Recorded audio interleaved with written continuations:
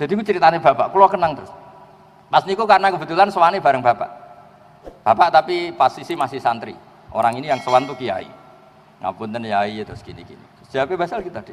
Apa sing do teko gak duwe uzur. Dan gara-gara ilmu itu juga menjadi pengetahuan bahwa yang sedang teko santai-santai ini jangan kira ini pengangguran semua. Loh justru ini keangkuhan, sing ora teko alasannya udzuru keangkuhan. Apa angkuhnya? Berarti nganggep sing teko wong nganggur. Sampean tersinggung enggak darani teko wong nganggur? Tersinggung kan? Jadi ini pentingnya ilmu. Terus kedua kalau tak cerita sedikit tadi mukadimah Mbah Muat pentingnya baca. Dulu saya itu ya umumnya orang kalau baca ayat kulu wasrobu itu ya kayak biasa lah. Tapi semenjak saya ngaji usul fikih, ngaji tafsir, kekuatan kata kulu wasrobu ini luar biasa. Karena kalau kita maknani kulu makanlah, minumlah, mbok ora usah dikongkon lah wong ya kepengin mangan, kepengin ngombe. Tapi setelah kita mengkaji secara serius bahwa manusia itu kalau nggak makan tuh mati, dan untuk bisa hidup harus makan. Maka kata kulu itu kualitasnya adalah pertahankan hidup kamu. Entah kamu katakan min babi itlaqil ba'di wa iradatil kul atau apa, tapi itu menjadi kualitas. Lah khusus untuk Rasulullah SAW itu kalau dahar itu di depan umum, bahkan Nabi kalau dahar itu di teras, masyhur itu di luar rumah. Sampai ada orang nakal lewat, hadzal ladzi yas'umu annahu nabiyyun ya'kulu kama ya'kulul abdu. Ini tuh orang yang ngeklaim dirinya nabi, kalau makan kayak budak.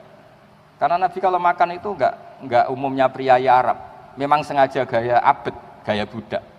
Dan Nabi jawabnya rileks, wa ayu abdin a'badu minni, siapa budak yang melebihi baiknya saya sebagai budak?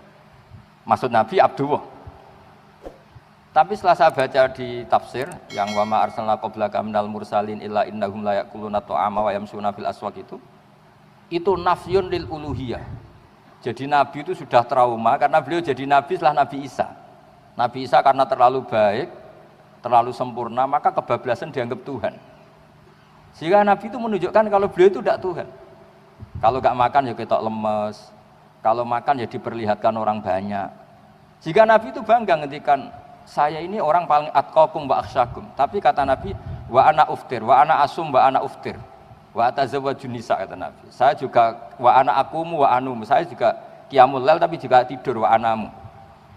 Nah ini kalau kita tidak baca beberapa kitab, menganggap Nabi itu kok top Nabi Isa. Karena Nabi Isa itu tirakatnya Masya Allah. Tapi nyatanya kebablasan dianggap sebagai Tuhan. Tapi Nabi Muhammad barokah dahar, barokah sare. Bahkan barokah kadang-kadang secara lahir itu salah. Misalnya Nabi pernah sholat duhur 2 rakaat. Sampai sahabat lebih seneng, wah ini nasa mansuh, mulai besok sholat 2 rakaat. So menang ya, secara camatolek ya so menang guys. Karena ini teorinya pakai nasa. Karena sahabat yang akabiru sahabah punya adab gak negur. Tapi ketika Nabi sudah mau keluar sampai dalam, karena pintu masjid juga pintu dalam, ya Rasulullah aku siroti sholatu amnasita. Ini pertanyaan Dzulyaden. Ini sholat model qashar.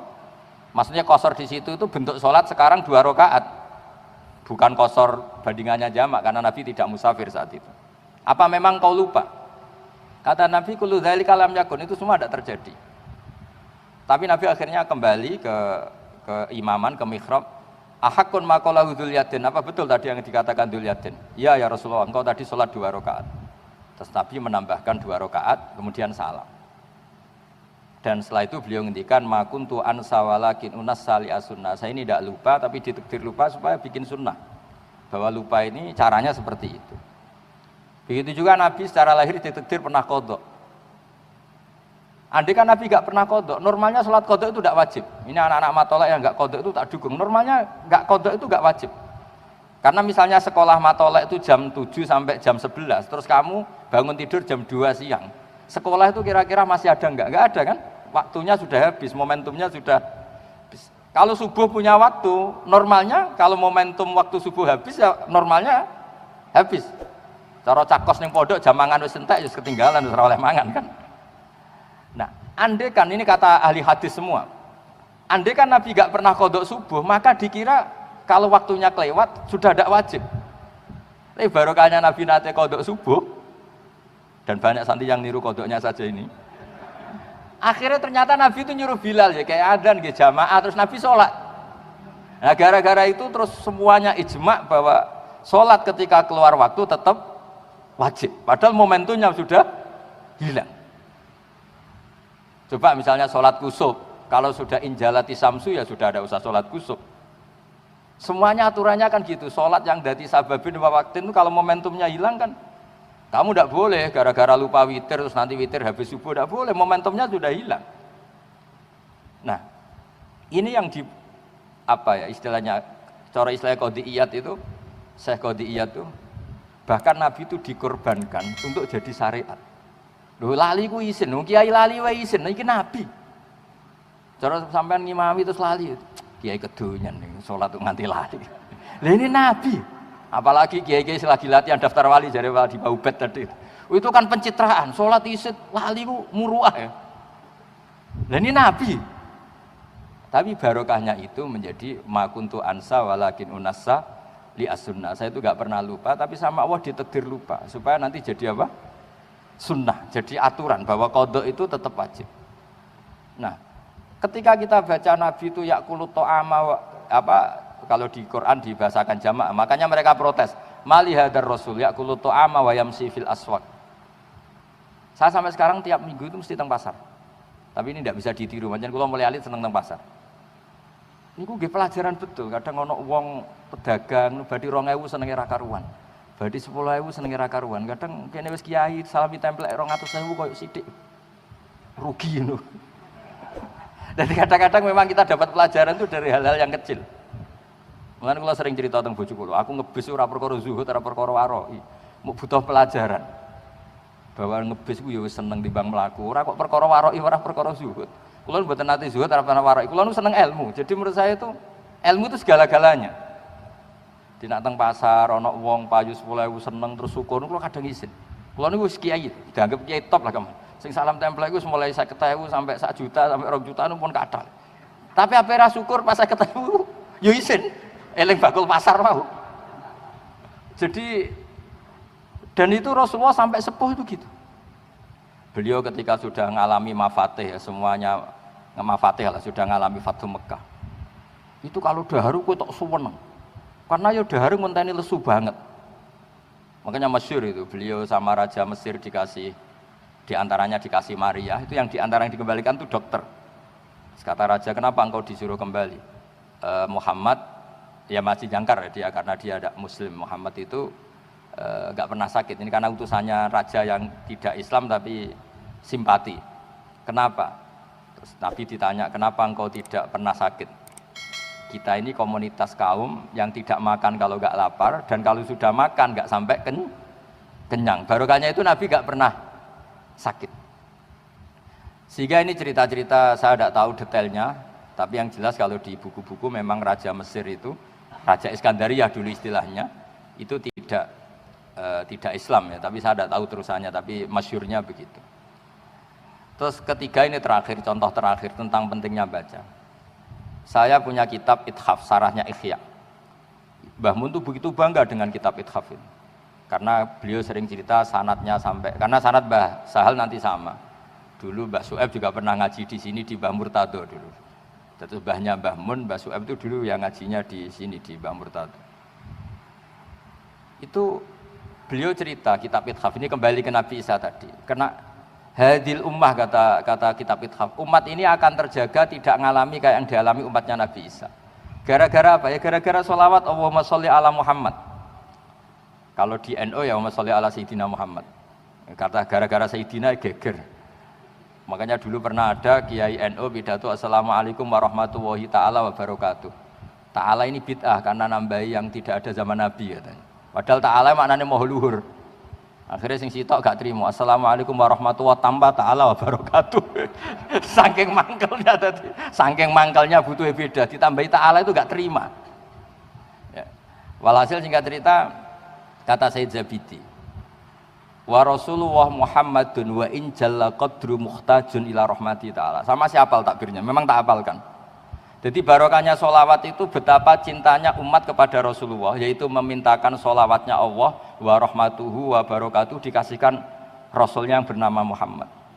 Sekaligus hadhihi sighah tanfil uluhiyah, dan sighah ini menafikan uluhiyata Muhammad. Maka hadil ummah tidak akan mengalami apa yang dialami umatnya Nabi Isa yang menuhankan Nabi Isa, yaitu Allah pemberi, yaitu kita minta ya Allah saya mohon semohon-mohonnya semua rahmatmu, semua sholawatmu, tahiyat engkau berikan ke kekasih engkau yang bernama Muhammad. Jadi wan nabiyyu wa in jalla qadru muhtajin rahmati. Jadi jelas, cara aturan main jelas, Allah pemberi, Kanjeng Nabi penerima. Jadi hadis sighahnya sholawat itu sudah ngawal hadil ummah tidak akan mengalami kekeliruan kayak yang dialami Nabi, umatnya Nabi Isa. Jadi selain formal Nabi ngendikan la tutruni kama atrotin nasoro, kamu jangan berlebihan muji saya kayak orang Nasrani muji nabinya sehingga kebablasan Nabi Isa dituhankan. Tapi barokahnya sholawat juga proporsionalnya itu terjaga, yaitu Allah pemberi, Nabi penerima. Sehingga kalau kamu baca Allahumma sholli ala sayyidina Muhammad, selain bukti mahabbah kamu ke Nabi, sekaligus jelas tauhid kamu itu jelas Allah yang Tuhan dan selalu la syarikalah. Nabi adalah ahabba khalqihi ilallah. Nah itu kalau kita tidak baca tidak bisa. Nah ramoca ya anut ijazah wong-wong niku, sholawat 1000 untuk bojo ayu, nak 10.000 iso wayo dan semua ngono-ngono iku. Jadi semua khasiat sing dibakas iku. Khasiat. Kulo nggih melok bingung, kulo niku maca kitab ya sakake ya ora ro khasiat iku, tapi dukun-dukun kok roh kulo ya bingung. Kadang-kadang niku repot. Wong nek ora maca niku repot. Karena tadi ketika gak maca hubungannya. Mulane kulo nate ditangleti tiyang, Gus. Cara wayahe pandemi iki terus mbok kementerian, mbok pejabat ngundang kiai-kiai kon donga cara jenengan sepundi. Ora usah. Disangoni tuh ana tiket ketok ra mandi malah izin. Satu ora usah. Jadi nak mandi ora ketara, mandi ora ketara kata saya. Karena saya pernah baca ini lagi-lagi ini cerita barokahnya baca. Inna wa ta'ala idza qada amron amsaka alsinata auliyaihi anid du'a. Kala yad'u fala yustajabu lahum fayaftadihu. Kala yad'u dari kata yad'una ini. Jadi Allah kalau sudah memutuskan sesuatu itu adalah para wali itu tidak mau berdoa. Supaya gak berdoa terus gak mandi kok izin. Jadi artinya tren umumnya kalau Allah bikin idza qada wa amron mesti amsaka alsinata auliyaihi anid du'a. Delalah ya ora kepengin donga. Yes. Pokoke delalah. Lah niku nak terus ditukokno tiket, disewakno hotel, disangoni 10 juta. Jebule pandemi jek 2 tahun kas. Padahal ya aslinya dongane mandi tapi engko-engko. Cara kiai sak iso khilaf, ya dongane mandi tapi engko-engko. Sing order butuhe saiki masalah ini kan. Nabi Musa donga ngenteni 40 tahun mandi. Lah sing order kan enggak mau. Jadi bar donga Senin paling Selasa didelok perkembangan. Ternyata jawabannya Covid masih apa meningkat. Jadi artinya ngeten lho. Misalnya ditakdir kiai-kiai kon donga nggih monggo barokah donga iku butuh pangeran. Syahidun li 50 qori cara istilah Said Abdul Al-Haddad. Tapi ra dijali donga ya alhamdulillah ora mandine ora ketara kal witra wa hadza taraka qiyamal lail. Dan itu artinya delok wong turu terus mangkel. Wong kok turu kiai ora tau tahajud, ora tau witir. Tapi nek sampean maca usul fikih, makanya kalau seneng bahasa usul fikih, marisi Bazibir. Kalau nggih pengagum usul fikih. Niku macane ora ngono. Hadza tarokal ma'asiya, taroka delok dangdut, taroka delok ning bar, hadza taroka gosip, taroka ghibah, taroka gawe hoax. Mulane kula sering cerita, muga-muga malaikat maca usul fikih. Dadi nek ana wong turu iki hadza tarokal ma'asiya kullaha. Lah tapi nek sing maca wong toreka, wong mursyid, hadza tarokat tahajud, wa tarokal wirda, wa tarokal ahzaba, wa tarokal dalailal khairat. Makanya di usul fikih itu ada perdebatan, mubah itu ada ndak? Banyak ulama yang berpendapat mubah itu enggak ada. Karena tarkul haram itu wajib dan fi'lul mubah berarti tarkul haram. Fi'lul mubah berarti tarkul haram. Masyhur itu di perdebatan usul fikih itu, itsmamin mubahin illa wa yatahaqqaqu bihi tarku haramin ma. Fayal zamu minas sukun tarkul qatli wa minas sukut tarkul qadzaf. Tidak ada sesuatu yang mubah saat dilakukan kecuali meninggalkan keharaman. Orang diam berarti tidak membunuh, orang tidak ngomong berarti tidak ngerasani orang lain. Wa tarkul haram wajib, fal mubah wajib. Meskipun nanti juga punya akibat, wae blojo sing lanang turu, tarkul wajib. Tarkul wajib haram. Berarti fanomu ya haram. Tapi apapun itu kan terus jadi pinter kita. Lan kula anggere ngelepas jenazah teng tangga-tangga kula wonge pegawene turu delok TV nggih. Nggih niki bojone jenengan seneng delok TV. Ya ana sing mati pas delok TV. Sanggup mawon sae timbang delok dangdutan. Bojone terus seneng nggih. Ngoten Gus. Ya wis ngono wae makome ngono wis pokoke ngono wae. Nah itu kalau kita tidak ngaji usul fikih tidak bisa. Saya dulu ku ya iskal nak rombah mun bapak agar ketemu ya guyon mau. Ini bareng ngaji usul fikih nu nggih ngerti. Ketika orang lain bisa asik kalau ke tempat-tempat maksiat. Ketika orang lain bisa asik kalau ke tempat-tempat yang enggak benar. Kiai-kiai mau guyon ketemu kancane gejlok-gejlokan. Bakas zaman melarate, zaman sekolah ramunggah, semacam-macam lah ono sing mardut, ono mesti dadi kiai itu teng daerah-daerah Salatiga nak cerita lho kowe dhisik sekolah atau munggah kok dadi kiai. Wah, teng mriki mayoritas non muslim Gus. Kula ngene iki wis kepinteran. Niku riyen saking kakuatine pengurus wong tuane disurati. Saiki dadi kiai gede. Tom menang ya. Lho kowe wong tuamu disurati kok tenang ae. Tenang Gus, Bapak gak bisa baca. Dadi kok terus saya sudah dadi kiai. Niku nak ketemu wis guyon ya. Nah, tapi ketika seseorang ini guyon, cara usul fikih itu disebut hadza tarokal ma'asiyah. Makanya Dewi Mbah Mun, wong iku kudu delok wasiate Nabi Ibrahim. Itu wasiat yang ketiga, waladzatun fi ghairi muharramin. Orang harus menikmati sesuatu yang asik asal tidak haram. Makanya Mbah Mun anu santri tirakat itu ora usah tirakat, sementing gak maksiat. Jadi santri-santri, aduh maksiat Mbah, tapi tirakatlah Mbah, tapi oleh maksiat. Ternyata ndak maksiat itu berat. Dan carane nglalekno nggih wau. Ana dangdutan kan delok ora, barokah turu tangi wis dangdutane bar. Terus kula suwun niki kula nggih boten wani guru jenengan wong kula niki kalah sepuh ta niki cerita monggo lah. Baca, salah lagi baca. Sehingga nanti kualitas Quran kados kulu wasyrobu. Seorang Rasulullah mau disifati wa ma arsalna qablaka minal mursalin illa innahum la yaquluna ta'ama wa yamsuna fil aswaq. Lho sampean kiai disifati ngono isin. Pak Yai iku penggaweane mangan kadang-kadang ning pasar wisen. Nah, ini seorang mursalin, orang yang terhormat. Quran kadang nyifati mursalin itu siapa? Orang-orang sing yakuluna ta'ama wa yamsuna. Itu kan kalau kita tidak baca pasti tidak tahu kualitas itu. Tapi kalau kita baca itu sebagai kiat nafyur rububiyah wa isbatul nafsul uluhiyah wa isbatul ubudiyah. Bahwa Pak, ini rasul-rasul ini setelah tragedi Isa dituhankan. Maka salah satu melawan itu adalah kalau dahar di depan umum, kalau ke pasar ya di depan umum. Dengan demikian ada nafyur rububiyah.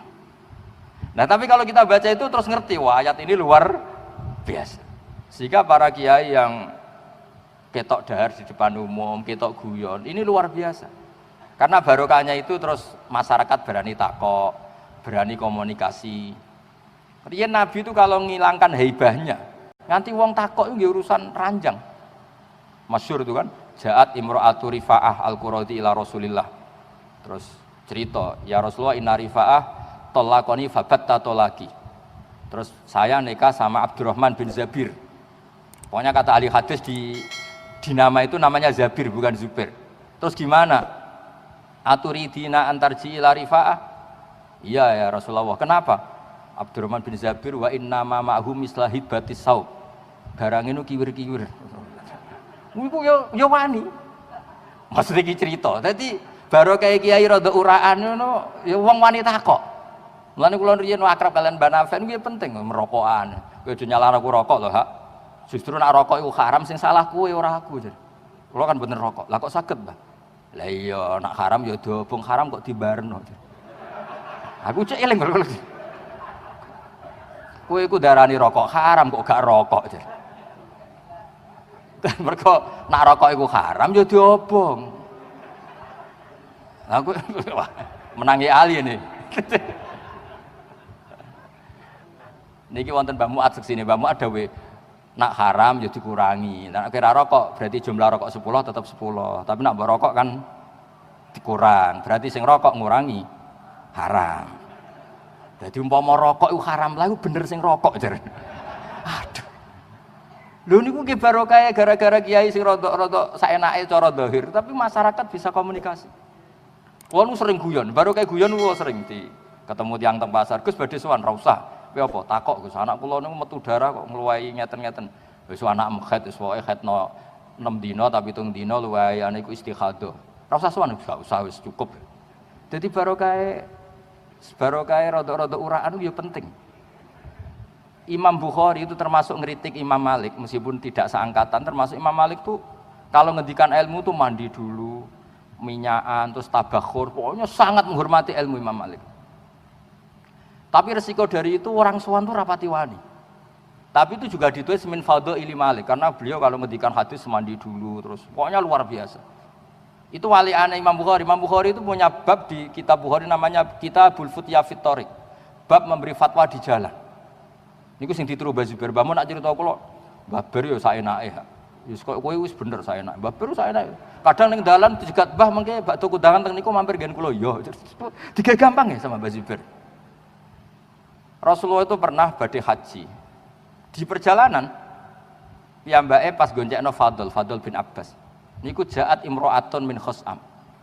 Lah Fadl jenenge cah nom rawang ayu ya delok. Dadi mboten cah matolek tok mulai riyen wis rawang ayu delok. Masyhur ambek Nabi terus diwajahi disingkurno lah. Mergo delok imro'atun min khos'am. Dan itu yang langsung takok, ya Rasulullah, inna faridu tawwa ala ibadi adrokat abi syekhon kabiron wala istati wa yasbuta ala rakhilah. Afa akhudju anhu. Ketika fardu haji sudah datang, bapak kula pun sepuh, mboten saged haji, mun sepuh sangat. Napa saged kula hajikan? Jawab Nabi huji anhu, ya sudah kamu hajikan. Araiti law kana la abiki denun faqadaitihi. Andaikan bapak kamu punya utang ke kamu sahur, apakah itu cukup? Cukup ya Rasulullah, ya seperti itu. Fadenu wa ahaqqu bil qada. Barokahnya itu terus ada haji makdub. Intinya Imam Bukhari kata sare-sare itu rodok nyindir Imam Malik. Ngapain takok kok sowan bareng. Nabi ku ditakoki wong ya pas ning dalan.